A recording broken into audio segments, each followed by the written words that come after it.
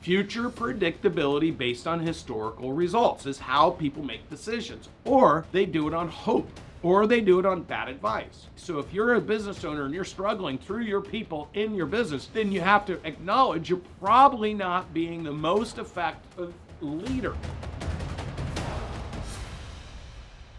The first rule of investing is invest in yourself, then invest in the thing that generates the income, and then invest in things that support that, okay, or allow you to have passive income. Well, so many business owners strip the money out of the business, they never have money to invest in the business. What I did in my last company that I sold for 77 times EBITDA is I put myself on a salary, okay? My salary day one was $600,000 a year, 50 grand a month. For the first 4 years, the business could not pay me $600,000 a year. It could not pay me $50,000 a month. So what I did is at the end of each year, I put a note together from the company to me for what I didn't get paid. So in the first year, I think it paid me like $50,000-$60,000. The second year, I was able to pay myself $250,000 out of the business. By the third year, I was able to pay myself $350,000. By the fourth year, the business was profitable enough and big enough, it could pay me $600,000. By the sixth year, it paid me my loans back to the business. So target number one was to get the business to where it could pay me $50,000 a month on a consistent basis. And for the first 4 years, I wrote notes to myself from the company because that is the company's responsibility to create the life for the founder that was courageous enough to start the business. It was to create the life. That's the whole purpose of the business. The second purpose is to be a tool, a vehicle, a path for your team members to pursue their personal, professional, and financial goals through the business by impacting it. Now, how do you do that if you don't have systems? If you don't understand investing, you have to invest in your people. You got to invest in your process. You got to invest in your systems in order for everyone to move bigger, better, faster, and more impactfully.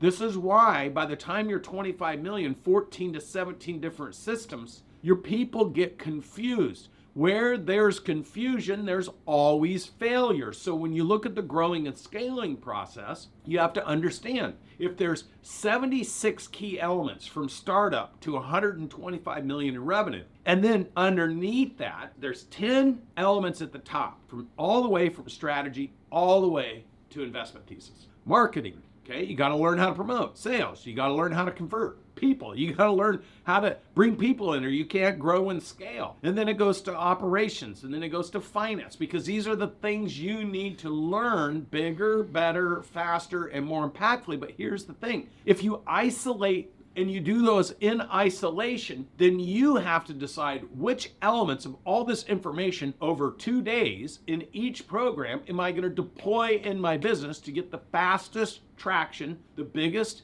best, most profitable way.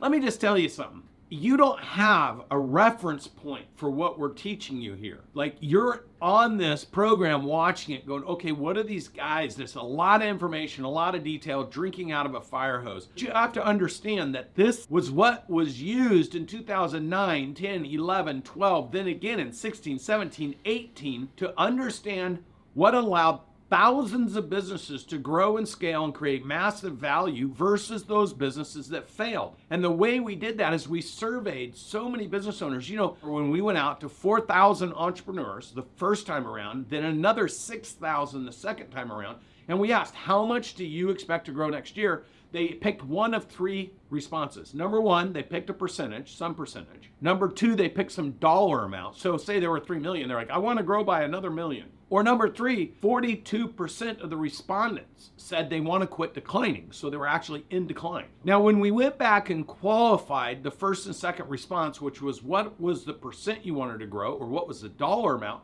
we asked them, where did you get the data to make that decision? And it was always one of three answers. Answer number one was, it's what I've done in the past. Answer number two is, it's what somebody said I should be able to do. And answer number three is, it's what I've always wanted to do. Now, there wasn't any other answers to that question. So here's what we determined. A majority of human beings, especially business owners, they determine their future results based on their present level of success. So here's what happens. Future predictability based on historical results is how people make decisions, or they do it on hope, or they do it on bad advice. So what this is showing you here is at each breakpoint what needs to be in place relative to your success to grow. And now you'll notice that we've structured this to be consistent with how you should be doing it. So the first thing you should do is have a strategy. Sometimes your strategy can be how many customers, how much revenue, and what am I going to deliver to them? It can be that simple. But as your business grows and evolves, your strategy has to grow and evolve because you need more people working in alignment,